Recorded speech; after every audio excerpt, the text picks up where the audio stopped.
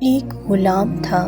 ایک دن وہ کام پر نہ گیا تو اس کے مالک نے سوچا کیوں نہ اس کی تنخواہ میں اضافہ کر دوں تاکہ وہ اور دلجمی سے کام کرے۔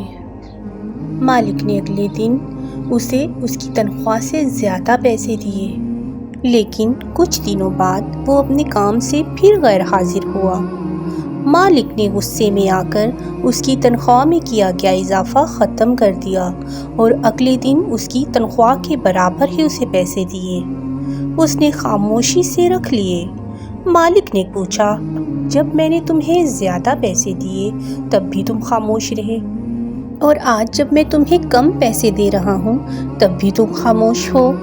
غلام نے جواب دیا، مالک، جب میں پہلے دن غیر حاضر ہوا اس کی وجہ بچے کی پیدائش تھی، اور آپ کی طرف سے تنخواہ میں اضافے کو میں نے وہ رزق خیال کیا جو وہ اپنے ساتھ لے کر آیا، اور جب میں دوسری مرتبہ غیر حاضر ہوا تو اس کی وجہ میری ماں کی وفات تھی، تو آپ کی طرف سے تنخواہ میں کمی کو میں نے وہ رزق خیال کیا جو وہ اپنے ساتھ واپس لے گئی۔